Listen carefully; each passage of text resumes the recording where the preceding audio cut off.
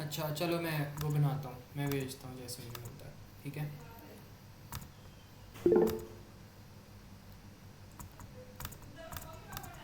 अच्छा चलो इसको फिर स्टार्ट करते हैं अभी।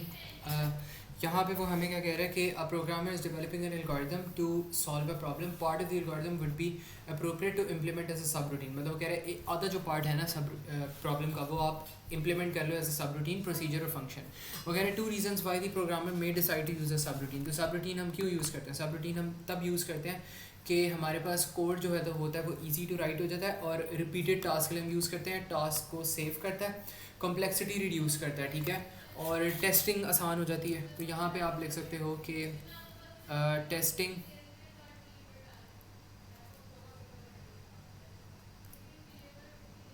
Testing becomes easier.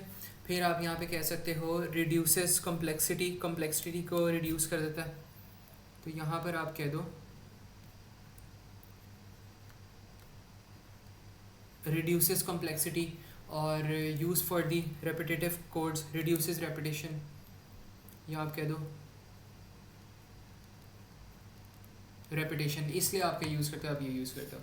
अब सेकंड पार्ट में वो क्या कह रहे हैं, procedure head is shown as in pseudocode procedure my procedure give the correct term for the identifies count and message and explain their use. तो काउंट वो कह रहे हैं करेक्ट आइडेंटिफायर हमने देना है मैसेज के लिए, और अच्छा ये क्या बात है, a procedure header is shown and give the correct term for the identifier. अच्छा टर्म क्या यूज़ करना है, काउंट और मैसेज हमारे पास क्या है, ये हमारे पास पैरामीटर्स है, ठीक है, हम इनको पैरामीटर्स कहते हैं हमेशा। और इनका यूज़ क्या है, इनका यूज़ ये है ये कोड रन करने के लिए होते हैं, to pass the value to the code या to the subroutine, to pass value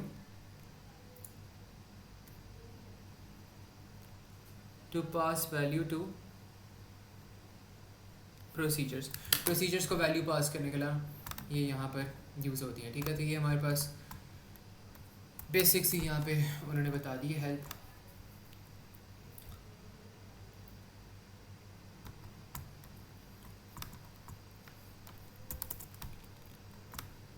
अच्छा इसके बाद वो हमें क्या कह रहे हैं अच्छा इसके बाद वो हमें कह रहे हैं कि the algorithm in part is part of an algorithm that will be sold to the public, all the softwares that were identified during the in house testings have been corrected, identify and describe the additional stage that may be carried out before the program is sold to the public। तो वो कह रहे हैं सारी की सारी जो testing थी वो कैरी आउट हो चुकी है। इन हाउस टेस्टिंग, तो दूसरी टेस्टिंग जो हो सकती है जब इन हाउस टेस्टिंग होती है, जब कॉल ऑफ ड्यूटी आपकी बन जाती है सपोज, तो वो कॉल ऑफ ड्यूटी के कौन से वर्जन अपलोड करते हैं, वो बेटा वर्जन अपलोड करते हैं, ठीक है। तो ये होता है बेटा टेस्टिंग। तो बेटा टेस्टिंग में क्या होता है, आप अपनी गेम या जो प्रोडक्ट होता है वो आवाम को दे देते हो, और आवाम आपका क्या करता है, आपको एरर्स निकाल के देता है और वो फीडबैक सजेस्ट करता है, ठीक है। तो यहाँ पे आप कह सकते हो testing is carried out, testing is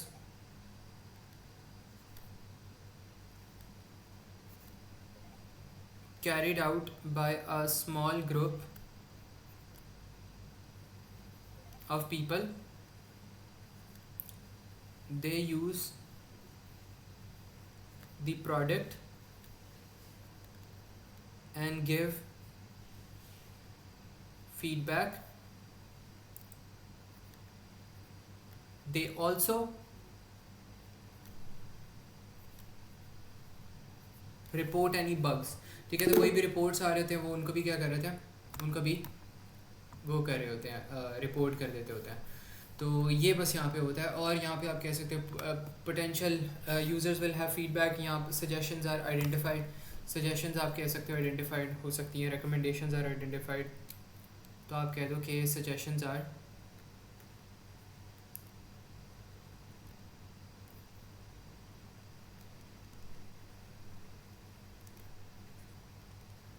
identified. तो जो भी यहाँ पे सजेशंस वगैरह होती हैं आपकी, वो भी वो क्या कर देते हैं, आइडेंटिफाई कर देते हैं यहाँ पे।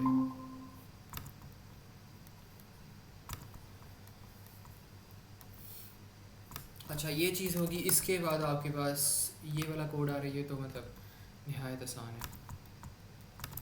अच्छा इसमें वो क्या कह रहे हैं यहाँ पे, इसमें वो कह रहे हैं part of an identified table is shown complete the table. Mid के अंदर वो कह रहा है ये, एंड देन मंथ के अंदर से उसने निकाला फ्लैग डे, फ्लैग डे के अंदर से मंथ निकाले। तो कौन सा पहला मंथ बनेगा, चौथा मंथ कौन सा होता है, जनवरी फरवरी मार्च अप्रैल, अप्रैल होता है। एंड देन अप्रैल का 1 निकल गया, तो है ये क्या बात हुई? अच्छा अच्छा, मंथ में से वो 4 निकालेगा यहाँ पे मंथ के अंदर 4 पड़ा है तो 4 निकालेगा। तो 4 कहाँ पे पॉइंट करा है? 1 2 3 4, 4 यहाँ पे पॉइंट करा है। एंड देन यहाँ से उसने एक कैरेक्टर निकाला है तो आर निकाल देगा। अब वो कह रहा है count over length. Length character list की लेंथ कितनी है? 1 2 3 4 5 6, 6 है। और काउंट हम आपके पास कितना है? 29/6। 29/6 अगर हम करें तो ये हमारे पास बन जाएगा 4.8। 4.8 को ये कन्वर्ट कर देगा 4 में, लोअर बाउंड लेगा। अब वो कह रहा है count is greater than equals to, yes ये ट्रू है, इक्वल टू है। एंड डे फ्लैग, फ्लैग का जो डे है वो ग्रेटर देन 23, ये फॉल्स। तो ट्रू एंड फॉल्स एंड करोगे तो ये क्या रिजल्ट हो जाएगा? फॉल्स हो जाएगा। तो ये आपके पास ना यहाँ पे सिंपली इसका आंसर आ जाएगा। ठीक है, तो it is going to be this. एक मिनट, 1 2 3 4।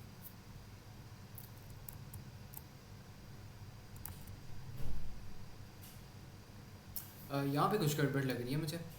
यहाँ पे उसने ना डी ऑप्शन, डी आंसर दिया हुआ है। डी कैसे आंसर दे दिया उसने? मिड कैरेक्टर, अच्छा नेवर माइंड। ये गलती की है मैंने। कैरेक्टर लिस्ट जो है वो वेरिएबल है, मैंने उसको डायरेक्ट वो सेंटेंस बना के चेक कर लिया। तो ये गलती नहीं करनी, आपने इसको तभी सेंटेंस बना के चेक करना जब इसके ऊपर कोटेशन मार्क्स ले। लेकिन अगर कोटेशन मार्क्स ना हो तो ये वेरिएबल है, और वेरिएबल के कॉरस्पॉन्डिंग डेटा देखना है जो कि आपके पास इसके अंदर ये है ABCD। तो अगर चौथे पोजीशन पे जाओ तो आपके पास क्या होगा? 1 2 3 4, फोर्थ पोजीशन ये है। फोर्थ पोजीशन से एक एलिमेंट उठाना है तो ये आपके पास क्या बन जाएगा? डी बन जाएगा। तो यहाँ से आपका जो आंसर आ जाएगा ना, वो क्या आंसर आ जाना चाहिए? डी आ जाना चाहिए। तो ये पहला सवाल था, आई थिंक बहुत आसान था। इसमें कोई क्वेश्चन हो तो बताओ।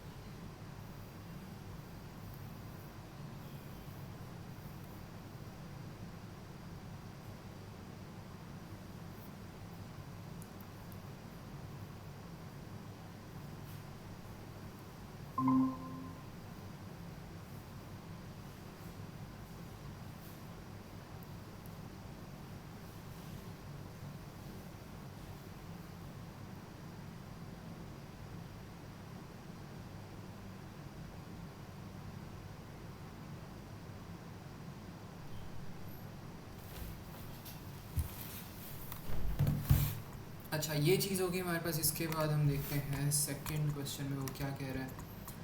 अच्छा यहाँ पे वो क्या कहता है, एक एल्गोरिदम उसने बताया हुआ, मेरे ख्याल में स्ट्रक्चर्ड इंग्लिश का यहाँ पे क्वेश्चन है। तो इसमें हमने कुछ स्टेप्स वगैरह लिखने होंगे, ये देखते हैं।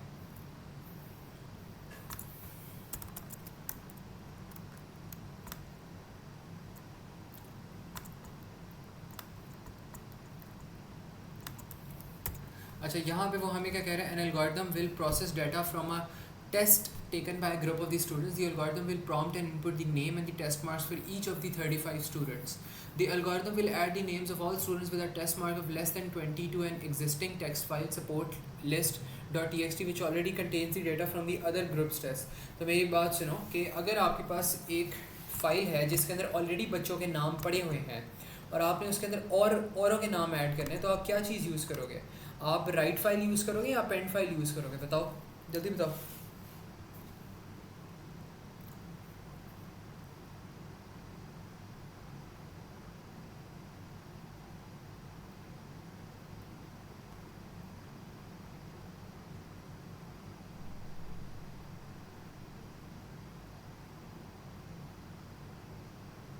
बताओ बच्चों।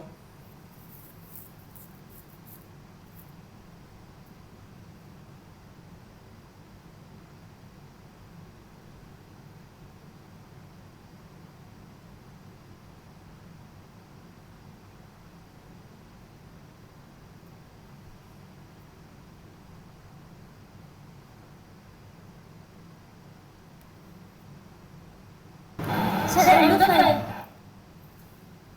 क्या क्या यूज़ करेंगे? एंड ऑफ फाइल जैसे एंड ऑफ फाइल कैसे यूज़ करेंगे? मैंने तो अभी दो ऑप्शन भी दिए, मैंने ऑप्शन दिए या तो राइट फाइल या तो हम यूज़ करेंगे अपेंड फाइल। अपेंड या राइट में से क्या यूज़ करेंगे? Haseeb, what do you think? File के अंदर ऑलरेडी डेटा पड़ा हुआ है, आपने और डेटा ऐड करना है। अपेंड करना है ना तो नहीं, अपेंड करना अपेंड ही करेंगे। है, अपेंड ही कर देंगे, क्योंकि अगर राइट फाइल यूज़ करें तो फिर तो मतलब वो आपकी फाइल ही ओवरराइट हो जाएगी ना। राइट में सब कुछ ओवरराइट कर रहे हैं, शुरू से शुरू हो गया सब कुछ। मेरी आवाज सही आ रही है? मैं हाँ माइक सही, से नहीं, और आपको हाँ तो सही आ रही है, सही आ रही है, सही आ रही है। अच्छा, अब वो कह रहे हैं कि इसमें करना क्या है, हमने डिस्क्राइब करने steps that the algorithm should perform. Pseudo code statements नहीं हमने लिखनी, तो यहाँ पे अगर हमने परफॉर्म करना तो हम यहाँ पे क्या करेंगे, सबसे पहला जो हमने यहाँ पे प्रॉम्प्ट वगैरह देना है या जो भी चीज़ देनी है, हम उसमें यहाँ पे लिख लेंगे कि give a prompt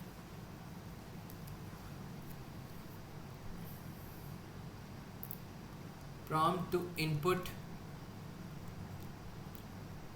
the name and marks of each student। लेकिन आई थिंक इससे भी पहले एक और काम होना चाहिए। इससे पहले क्या काम होना चाहिए? इससे पहले आपको क्या करना चाहिए, इससे पहले ना आपको वो करना चाहिए, इसको फॉर लूप में रखना चाहिए, ठीक है। Run a counter control loop to input info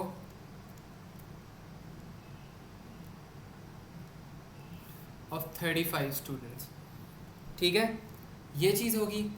और इसके बाद हमने क्या करना है, इसके बाद हमारे पास यहाँ पे जो थर्ड स्टेप आ रहा है, थर्ड स्टेप में हमने क्या करना है, अच्छा इनपुट भी कर लिया, नेम भी इनपुट कर लिया, मार्क्स भी इनपुट कर लिया, और अब हमने क्या करना है, वो कह रहे हैं कि उन बच्चों को आपने वहाँ पे ऐड कर देना जिनके लेस देन 20 मार्क्स हैं टू एन एग्जिस्टिंग फाइल। तो यहाँ पे आप कर लो ओपन, या बल्कि इससे भी पहले आई थिंक एक और काम करना चाहिए, सबसे पहले ना आप ओपन ही करवा लो वैसे, हाँ ये बेहतर तरीका होगा। इसको थोड़ा सा हम नीचे लेकर आते हैं, इसको भी आप यहाँ पे नीचे लेकर आ जाओ। सबसे पहले आप फाइल को ओपन करवा लो, ओपन फाइल,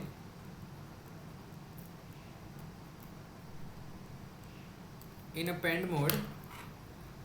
इसके बाद क्या करेंगे,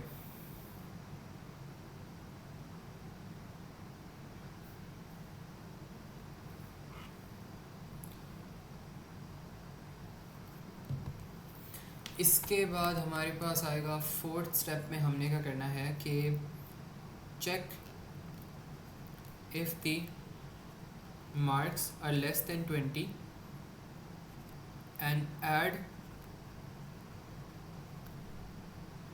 the student name to the file, ठीक है। तो फाइल में ऐड कर दो, और इसके बाद ही क्या ही करना है, इसके बाद तो मतलब और कुछ भी नहीं है। विच already contain the data from the existing text file less than 20, ठीक है, यही सारा काम आपने करना था। इसके अलावा तो मतलब और कुछ नहीं हो रहा। मार्किंग स्कीम में यहाँ पे पढ़वा देता हूँ आप लोगों को क्या कह रहे हैं। 5 नंबर का सवाल था, और इसके अंदर मार्किंग स्कीम में पॉइंट लिखा है open the file in append mode. सबसे पहला उसने ये लिखा हुआ है prompt and input a student name, if the mark greater than और equal to 20 jump to step 5, write only the name to the file, repeat from step 2 for 35 time. अब इस तरह भी लिख सकते हो, आई थिंक ये बल्कि बेहतर तरीका है इसको लिखने का। यहाँ पे उसने मार्किंग सी में जिस तरह यहाँ पे मेंशन किया हुआ, तो ये मैंने यहाँ पे मार्किंग सी में पेस्ट कर दिया। इसको भी देखना चाहो देख लेना, ठीक है, एक दफ़ा रीड आउट इसको ज़रूर करना। इसके बाद अब वो क्या कह रहे हैं, explain why it may be better to store the names of the students in a file rather than in an array. तो फाइल के अंदर इसलिए हो रहा है बिकॉज जो आपकी फ़ाइल है वो ऑफलाइन भी स्टोर हो जाती है, और एरे ये है कि जब तक आपका कोड चल रहा है ना तब तक होता है, ठीक है, no need to re enter नहीं करना पड़ता। आप अगर एरे के अंदर स्टोर कराओगे तो जब आप डेटा प्रोग्राम दोबारा चला रहे हो, आपका सारा का सारा जो एरे है वो ख़त्म हो जाएगा, दोबारा से एरे के अंदर सारी डेटा फिलिंग होगी, तो मतलब टाइम वेस्ट है। आप परमानेंटली डेटा स्टोर अगर करवाना तो आप फाइल में करवाते हो। तो यहाँ पर आप लिखोगे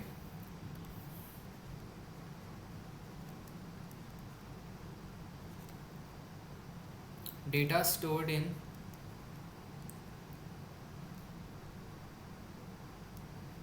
फाइल परमानेंटली। अब वो कह रहे हैं why write mode can not be used, तो यहाँ पर आप ये कह सकते हो write mode will overwrite the previous content.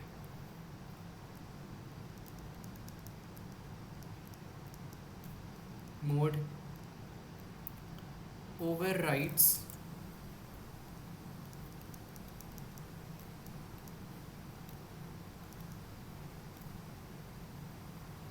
The previous data, जो प्रीवियस डाटा वो ओवरराइड हो जाएगा और वो क्या हो जाएगा, लूज़ हो जाएगा। तो ये इसमें चीज़ होगी। इसके बाद यहाँ पे आपके पास आ रही है स्टेट ट्रांजिशन डायग्राम आ रही है, तो इसको भी देख लेते हैं।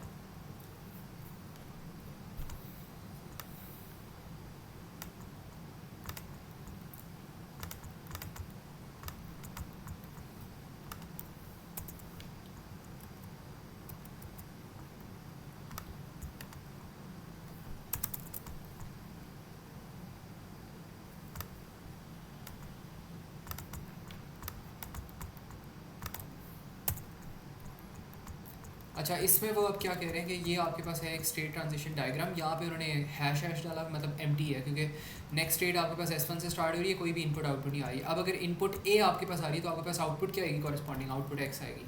तो यहाँ पे आप लिख दो आउटपुट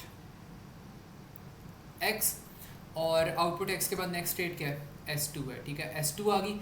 एंड देन दोबारा अगर आपने S2 पर जाना है, अगर आप इनपुट A ले लो यहाँ पे और यहाँ पे आपके पास कुछ भी ना है, तो आप S2 पे वापस आ जाओगे, ठीक है, ये चीज़ होगी। एंड देन अगर आप इनपुट B लो और आउटपुट W लो, तो यहाँ पर आपके पास हो जाएगी input B and then output W, तो आपके पास क्या आ जाएगा, S3।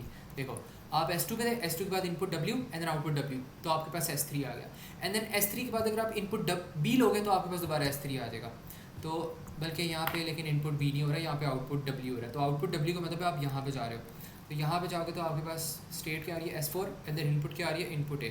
तो यहाँ पर आपके पास इनपुट ए हो जाएगा। तो ये 4 मार्क का आपके पास स्टेट ट्रांजिशन डायग्राम होगी। तो ये मुझे बताओ, ये चीज़ आपको समझ आई है? इसमें किसी को कोई प्रॉब्लम हो तो बताए। Any confusion? हसीब, अलीना, कोई चीज़ ना समझ आई होगी तो बताओ। ओके,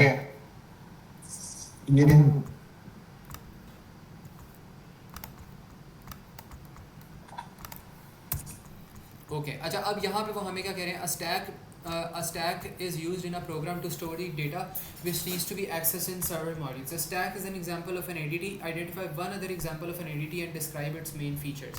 तो वो कह रहे हैं एक स्टैक हमारे पास है, दूसरी एंटिटी डिस्क्राइब करनी है, तो आप क्यों बता दो, आप बता दो लिंक लिस्ट के बारे में बता दो। तो यहाँ पे तो डिफरेंट ऑप्शन हो सकती हैं, बिल्कुल ही थ्योरेटिकल यहाँ पे सवाल है, तो ये नहीं मैं बता रही, हमने बहुत दफ़ा यहाँ पे ऑलरेडी जो है ना कवर भी किया हुआ है। तो यहाँ पे मैं मार्किंग स्कीम जो है वो डायरेक्टली यहाँ पे पेस्ट कर रहा हूँ, इसको आपने यहाँ पे देख लेना, ठीक है। क्यू क्या करती है, क्यू आपके पास होती है फीफो बेसिस पे होती है, सर्कुलर हो सकती है, नॉन सर्कुलर हो सकती है। आपके पास एक फ्रंट पॉइंटर होता है, बैक पॉइंटर होता है। फ्रंट पॉइंटर क्या करता है, आपकी आइटम्स को डिलीट कर रहा होता है, फ्रंट पे पॉइंट कर रहा होता है, फ्रंट वाली जो आइटम होती है। और जो एंड पॉइंटर होता है वो आइटम्स को मूव कर रहा होता है। लिंक लिस्ट आपका क्या करता है, नोड होती है, नोड के अंदर डेटा होता है, नोड के अंदर पॉइंटर्स होते हैं। डेटा और पॉइंटर्स दोनों होते हैं। डेटा क्या कर होता है, डेटा स्टोर करता है, पॉइंटर क्या करते हैं, नेक्स्ट नोड पे पॉइंट करते हैं, और जो लास्ट नोड पॉइंटर होता है वो कहाँ पे पॉइंट करता है, नल पॉइंटर पे पॉइंट करता है। और आप डिलीट कर सकते हो, रिमूव कर सकते हो, you just need to change pointers, that's it, ठीक है। तो ये यहाँ पे बस चीज़ें हैं। इसके अलावा वो कह रहे हैं कि आप स्टैक किस तरह इंप्लीमेंट कर सकते हो एरेस के थ्रू। तो आपने देखा कभी के बार आपके पास एरे और स्टैक जो होती है वो बिल्कुल सेम ही चीज़ होती है। स्टैक आपके पास बस क्या होती है, स्टैक आपके पास वर्टिकल एरे होती है काइंड ऑफ। कभी नोटिस किया कि स्टैक आपके पास किस तरह होती है, ऊपर नीचे स्टैक होता है ना, एक स्टैक रखती है, दूसरा स्टैक, तीसरा स्टैक, चौथा स्टैक, तो एक वर्टिकल एरे बन रही है। तो स्टैक और जो एरे है ना, they are more similar than we can think of. तो अगर आपने स्टैक को यहाँ पर डिक्लेयर करना है तो आप क्या करोगे, stack is basically a 1D array, ठीक है। तो अगर आपने एरे से यूज़ करके स्टैक को करना है तो आप एक 1D एरे डिक्लेयर करो ऑफ टाइप स्ट्रिंग, उसके अंदर आप स्ट्रिंग रखो। देन आपने क्या करना है, देन आपने ना यहाँ पे जो नंबर ऑफ़ एलिमेंट्स आ रहे हैं, वो आपने देखना कि whether it correspond to the size of the required stack. फिर आपने क्या करना है, आपने डिक्लेयर करना है एक ज़ाहिर सी बात है, स्टैक के अंदर स्टैक पॉइंटर होता है, तो आपने वो इंटीजर वेरिएबल डिक्लेयर कर देना। फिर आपने क्या करना है, आपने एक मैक्स आपने पॉइंट रख लेना है कि इससे आगे स्टैक पॉइंटर को नहीं जाना, और स्टैक पॉइंटर को आपने एज एन इंडेक्स यूज़ करना है और उसको प्लस प्लस करते रहना है। जैसे जैसे आपके एलिमेंट्स प्लस होंगे आपने स्टैक को ना ऊपर ऊपर पुश करते जाना है। तो this is how you would implement your stack using an array. इसको मैंने यहाँ पे मार्किंग सीम वाले जो पॉइंट्स हैं वही समझा देता हूँ, क्योंकि लिखने का यहाँ पे कोई फ़ायदा नहीं है, ठीक है। सेम वही वाले पॉइंट्स मैंने लिखवाने जो MS में लिखे हैं। एक मिनट बस।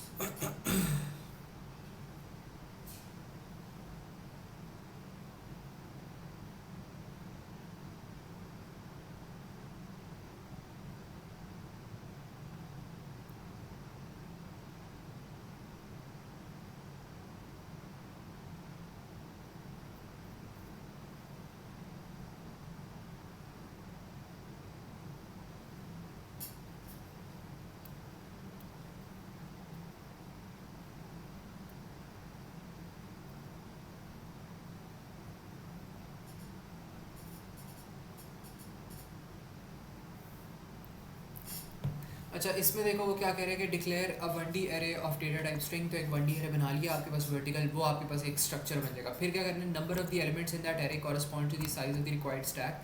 जाहिर सी बात है, जो जिस साइज़ का आप स्टैक बनाना चाहते हो उसी साइज़ की आपकी एरे होगी। फिर आपने एक डिक्लेयर करना है एक इंटीजर वेरिएबल। अब हमारे पास एरे के अंदर ऑलरेडी हमारे पास इंडेक्स होते हैं, आप कुछ भी यूज़ कर सकते हो, लेकिन अब आपने एक स्पेशल से, जिस तरह आप लिखते थे ना एरे एक्स जो था वो आपका एक इंटीजर था जो जिसको आप एज एन इंडेक्स यूज़ करते, लेकिन अब आप एक्स की जगह आप फैंसी नाम रख लो, आप रख लो स्टैक पॉइंटर, और आप लिखो array stack pointer equals to this number. तो वो सेम ही चीज़ है, ठीक है, बस हमें थोड़ा सा फैंसी नेम हमने बताना है। तो यहाँ पे वो कह रहे हैं declare N integer variable for the size of the stack. Size of the stack के लिए हमने एक इंटीजर वेरिएबल डिक्लेयर करना है जो कि मैक्स वैल्यू की स्टैक पॉइंटर की।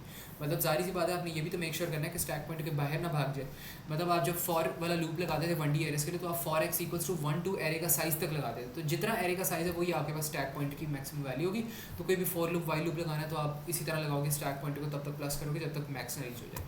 Use the stack pointer as an index to the array, जिस तरह हम एक्स को यूज़ करते थे as an index to the array.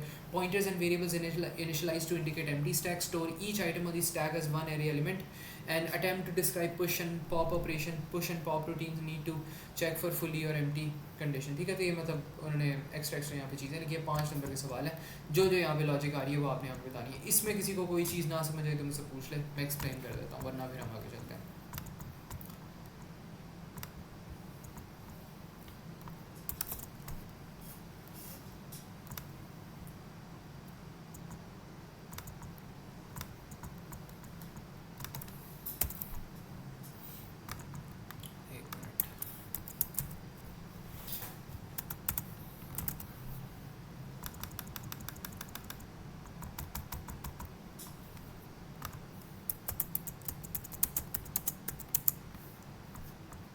ये नहीं हो रहा कुछ।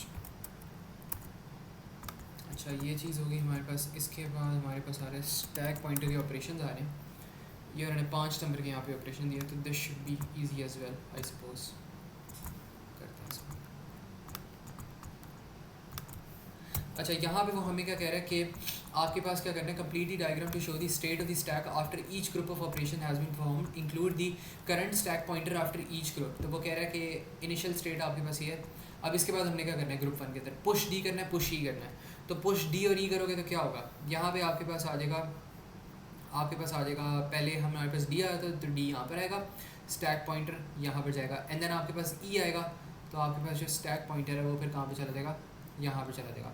ये चीज़ होगी, एंड देन बाकी ऐसे ही आ जाएगा X Y Z and then P, ठीक है। ग्रुप 1 हो गया। After group 2 pop pop pop 3 दफ़ा पॉप की है।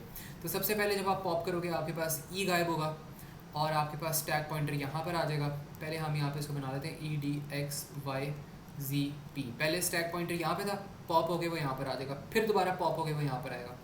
तो एक दफ़ा पॉप यहाँ पर आ गया, दूसरी दफ़ा पॉप यहाँ पर आ गया, तीसरी दफ़ा पॉप यहाँ पर आ गया। तो उसकी जो फाइनल पोजीशन हो जाएगी वो फिर क्या हो जाएगी, यहाँ पर हो जाएगी स्टैक पॉइंटर की। अब आपने जो पिछले एलिमेंट्स आ रहे हैं वो आपने रिमूव नहीं करने, ऐसे ही रहने दो, बट क्योंकि वहाँ पे पॉइंटर जा ही नहीं रहा तो इसका मतलब वो आप उनकी एग्जिस्टेंस को ही हमने इग्नोर कर दिया। तो इसको ऐसा कर लो कि वो है ही नहीं, क्योंकि जैसे ही आप नया एलिमेंट इग्नोर डालोगे वो एक्स की जगह ओवरराइड होकर यहाँ पर आ जाएगा, ठीक है। तो इनको अगर शो कर दो ना करो एक ही बात है, एग्जामिनर इनको शो करता है तो आप लोग भी शो कर दो, बस पॉइंटर को मिटाना है। अब आपने करना है पुश ए पुश बी। अब देखो जैसे ही पुश ए आएगा एक्स की जगह आपके पास ए आ जाएगा, स्टैक पॉइंटर यहाँ पे चलेगा। फिर इसके बाद क्या आएगा, पुश बी, तो बी डी की जगह बी आ जाएगा, स्टैक पॉइंटर यहाँ पे चलेगा, ई ऊपर वैसे ही यहीं पर ही रहेगा, तो यहाँ पे आएगा E G and then P. अच्छा, ये चीज़ होगी, and then stack pointer B पर है। अब जैसे ही स्टैक पॉइंटर बी पर है दोबारा से पॉप हो गया तो स्टैक पॉइंटर आपका वापस यहाँ पर आ गया, ठीक है। थोड़ा सा इसको बेहतर तरीके से कर देते हैं। स्टैक पॉइंटर वापस ए पर आ गया एंड देन दोबारा से हो गया पुश सी हो गया। तो अब ये क्या करेगा, अब ये दोबारा यहाँ पर ऊपर जाएगा और यहाँ पर ये क्या रखवा देगा, सी रखवा देगा, तो यहाँ पे सी आ जाएगा। तो ये आपकी ना यहाँ पे फाइनल पोजीशन बन जाएगी। तो ये मुझे बताओ, ये चीज़ समझ आई है सबको? इसमें किसी को कोई कन्फ्यूजन हो या किसी को कोई प्रॉब्लम हो तो बताए। अलीना? नहीं सर, ओके ओके, सही बात है। ठीक है। अच्छा, इसके बाद हमारे पास एक फ़्लो चार्ट आ जाता है। फ़्लो चार्ट तो यहाँ पे बहुत आसान है, ठीक है, इसको मैं कह रहा हूँ कि स्किप ही करते हैं हम। ये मई में होगा, मई जून कौन सा ईयर है? ये है अक्टूबर नवंबर 22 से।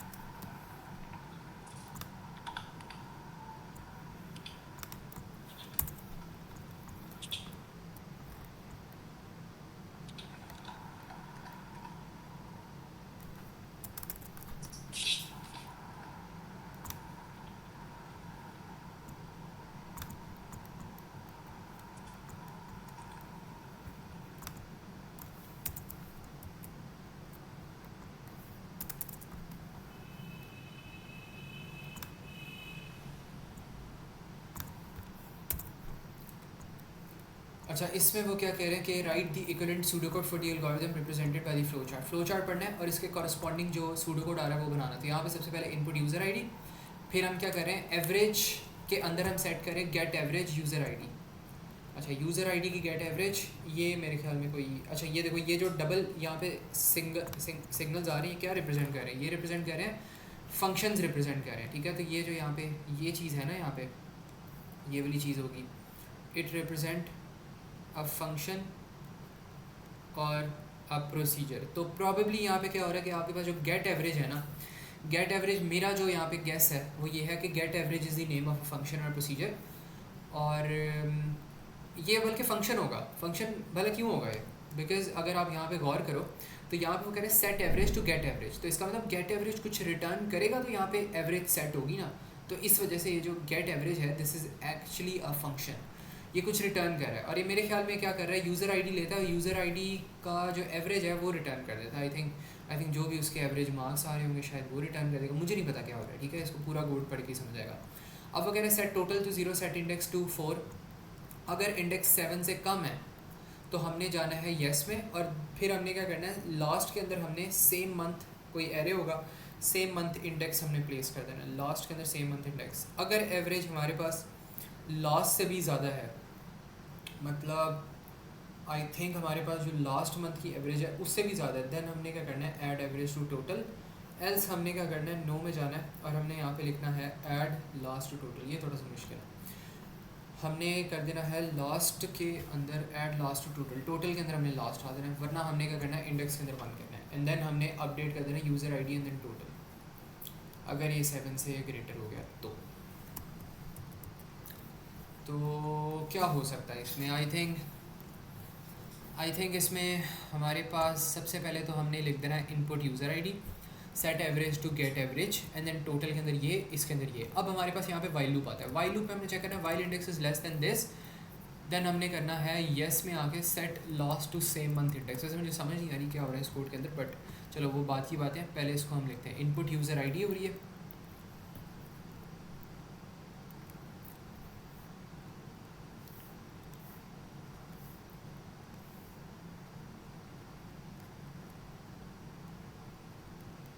इनपुट यूज़र आईडी हो रही है, देन हमने क्या करना है, set average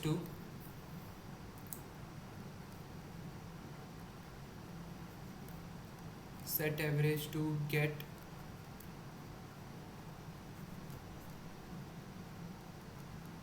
average user ID. Then हमने क्या किया, टोटल के अंदर 0 रखवा दिया एंड देन हमने क्या किया, इंडेक्स के अंदर हमने 4 रखवा दिया। ठीक है, तो ये सारी चीज़ें हमने की हैं। इसके बाद हमने यहाँ पर क्या किया, हमने यहाँ पर लगाया वाइल लूप एंड देन हमने चेक किया while index is less than equals to 7। ये उसने, अच्छा एक मिनट, लेस देन था तो ये इक्वल टू लगाने की ज़रूरत नहीं है। तो अगर हमारे पास लेस देन 7 है तब तक हमने येस में जाना है और लास्ट के अंदर हमने सेम मंथ इंडेक्स रखवा देना। तो यहाँ पे हम जाएंगे और इसके अंदर हम रखवा देंगे फिर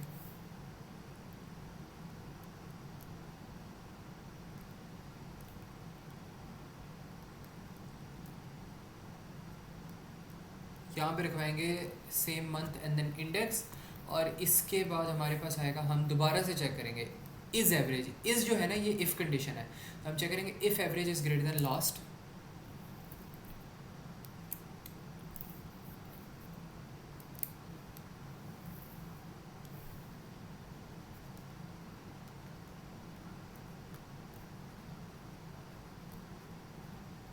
देन हमने क्या करना है, देन हमने करना है टोटल के अंदर एवरेज डाल देनी है। तो यहाँ पे मैं कहूँगा total equals to total plus average. ठीक है, ये एवरेज शायद मैंने वेरिएबल का नाम गलत लिख दिया, बट ये आप लोग देख लेना, हाँ पूरा एवरेज लिखा हुआ था। फिर हमने क्या करना है, हमने इंडेक्स को प्लस प्लस करना है, लेकिन ये तो मेरे ख्याल में दोनों कंडीशन में करना है। अगर एवरेज 9 पे जा रहा है तब भी आपने करना है, वरना भी आपने करना है। एल्स में आप यहाँ पे चल जाओ add last to total, total के अंदर लास्ट ऐड कर दो। तो यहाँ पे आप लिखो एल्स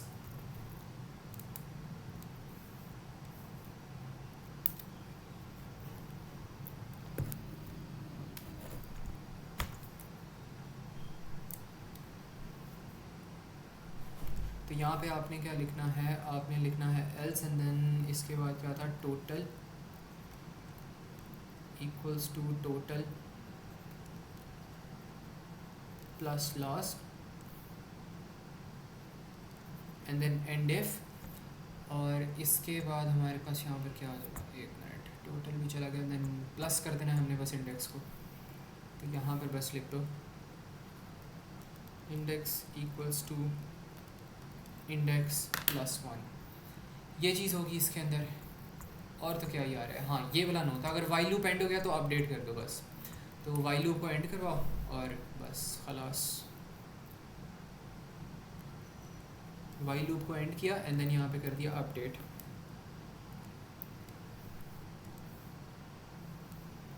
तो ये हमारे पास आ जाएगा अपडेट यूज़र आईडी टोटल।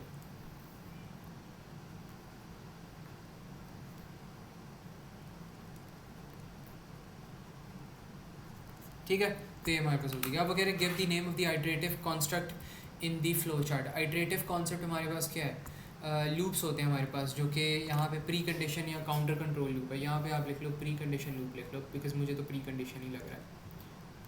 तो यहाँ पे आप कह लो प्री कंडीशन लूप। ठीक है, ये चीज़ होगी iterative construct. Constructs of programming पता है ना क्या होते हैं। अच्छा, ये चीज़ होगी हमारे पास। इसके बाद वो क्या कह रहे हैं, देखते हैं एक और कोड।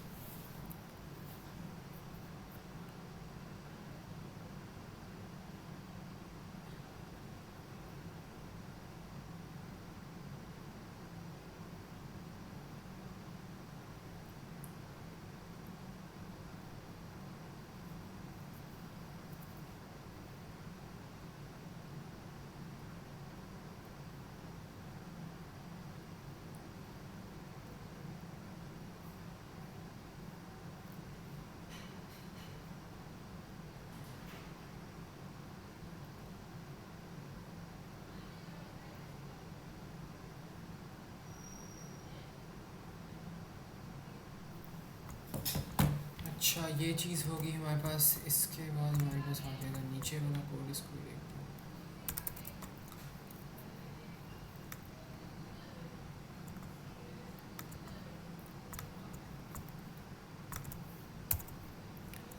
अच्छा, यहाँ पे वो हमें क्या कह रहा है, programmer wants to rewrite the pseudocode as the 4 separate if then else and if statements each containing a single call statement. This involves writing a single simplified logical expression as the condition in each statement. तो वो कह रहे हैं इसकी जगह ना एक if then else लिख दो। you wants to rewrite the pseudocode as the 4 separate if then else and if statements, 4 separate. तो यहाँ पे वो क्या कह रहे हैं, if a equals to true then this, if b equals to true then this, if c equals to true then this. ठीक है, तो इसको आप बेहतर तरीके से ये लिख सकते थे कि आप यहाँ पे चेक कर लो, ये वाली जो चीज़ आ रही है ना, इसको आप सिंगल वे में ले आओ. आप इसको कर लो if a equals to true and b equals to true and c equals to true then call sub 1 else call sub 2 हो गया. एंड देन फिर आप यहाँ पे कह दो if, इसको आप कह दो if b equals to true and if c equals to true then sub 4 else sub 3. और फिर बल्कि एक मिनट, ये तो 3 नहीं हो जाएंगे हमारे पास, if then and if. अच्छा, देन आप यहाँ पे कहो कि if else if b c equals to false then call sub 3 else c equals to false dot sub 3. एक मिनट वो कह रहा है 4 सेपरेट एंड इफ्स करनी है, और 4 सेपरेट एंड इफ्स पता क्या हो सकता है, ऐसे नहीं होगा, ऐसे आपके पास 4 सेपरेट एंड इफ्स बनेगी नहीं. वो कह रहा है सब 1 के लिए एक एंड इफ हो, सब 2 के लिए एक एंड इफ हो, सब 3 के लिए एक एंड इफ हो, सब 4 के लिए एक एंड इफ. तो यहाँ पे आप इस तरह कर सकते हो कि सब 1 कब आता है, अगर a b c दोनों आपके पास ट्रू हो तब तो सब 1 आएगा. ठीक है, फिर अच्छा पहले मैं यहाँ पे ना थोड़ा सा आपको स्ट्रक्चर लिख कर दे देता हूँ कि आपने क्या करना है. अगर इन दोनों को करना है तो यहाँ पे आ जाएगा a t and then b equals to t and then c equals to t. तो आपके पास क्या आएगा सब 1. एंड देन अगर आपके पास आता है b इक्वल्स टू ट्रू आता है, एंड देन आपके पास आता है c इक्वल्स टू ट्रू आता है, देन आपने क्या करना है, आपने कॉल करना है सब 4. वरना इफ़ अगर आपके पास आता है c इक्वल्स टू f आता है, देन आपने क्या करना है सब 3 कॉल करना है. ठीक है, अच्छा इसका क्या मतलब है वैसे, वो कह रहा है कि if c equals to false then sub 3 else सब 4. मतलब अगर ये ट्रू है, c इक्वल्स टू ट्रू है, तो आपने क्या करना है, आपने सब 4 कॉल करना है. यहाँ पे उसने क्या कहा था, यहाँ पे उसने कहा था कि अगर हाँ अगर हमारे पास b ट्रू है देन c ट्रू है, तो फिर आपने ये चीज़ कॉल करनी है. तो यहाँ पे क्या ही हो सकता है वैसे, यहाँ पे आई थिंक अगर खाली हम c लिख देना तो काम शायद बन जाएगा हमारा.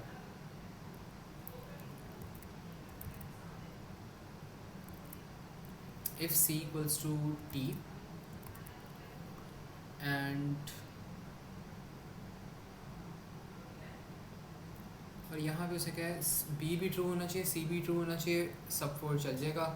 c खाली फॉल्स होगा तो सब 3 चलेगा, c खाली फॉल्स होगा तो सब 3 चलेगा. c अगर फॉल्स है और b ट्रू है तब b सब 3 चल जाएगा. और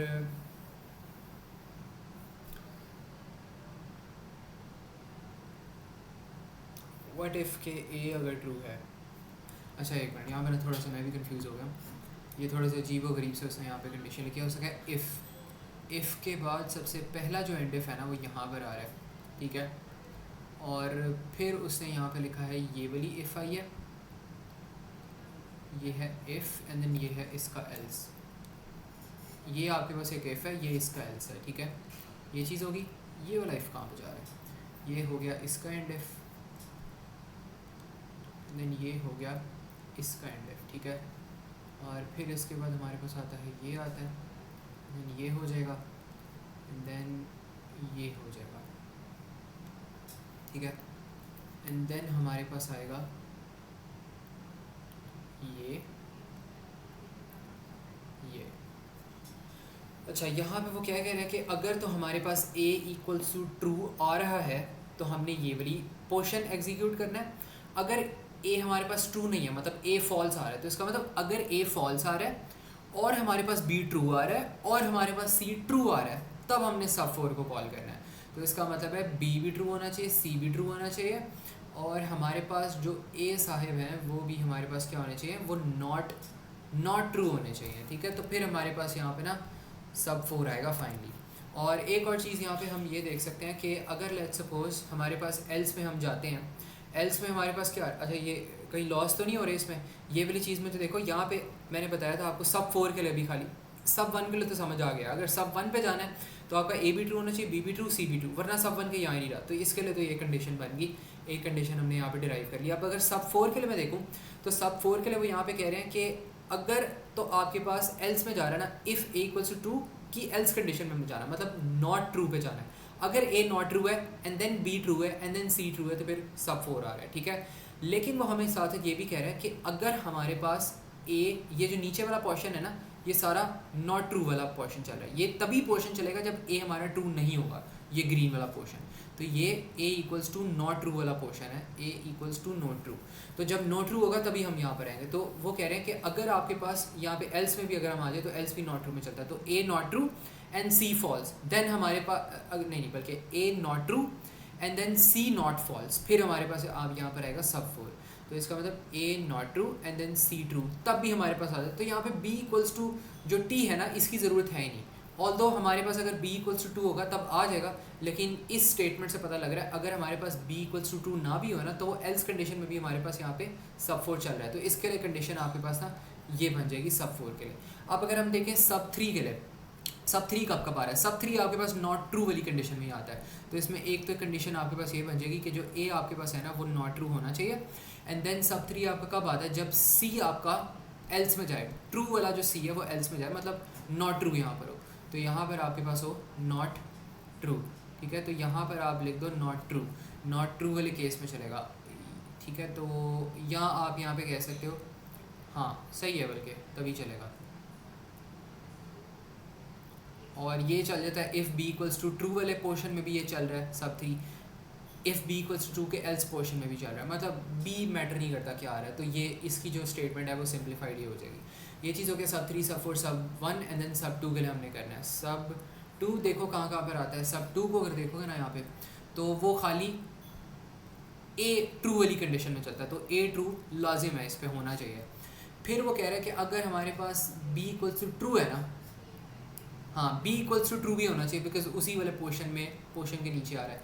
एंड देन अगर हमारे पास सी इक्वल्स टू ट्रू है देन सब 1 होगा, वरना सी ट्रू के एल्स में, मतलब सी के नॉट ट्रू में हमारे पास सब 2 चलेगा। तो इसकी जो कंडीशन है हमारे पास फिर क्या बन जाएगी, ये बन जाएगी। तो आपने बस क्या करना है, इन तीनों कंडीशन को सेम करके लेना है। If A equals to 2 and B equals to 2 and C equals to 2 then sub 1 else end if and then if this then that, ठीक है। तो इस तरह करके लिखना। तो ये मुझे बताओ ये चीज़ समझ आती है कि नहीं? ये थोड़ी सी कॉम्प्लेक्स थी बट थोड़ा सा हमें इफ़ कंडीशन से उन्होंने घुमा दिया था, बट थोड़ा सा इसको तहम्मुल से करोगे ना तो हो जाएगा। तो ये इसका यहाँ पे आंसर है, इसको आप लोगों ने वेरीफाई करना है। तो ये मुझे समझाओ ये चीज़ समझ आती है सबको कि नहीं आती है? सी बनीना इज़ इट क्लियर और नॉट? हाँ बताओ।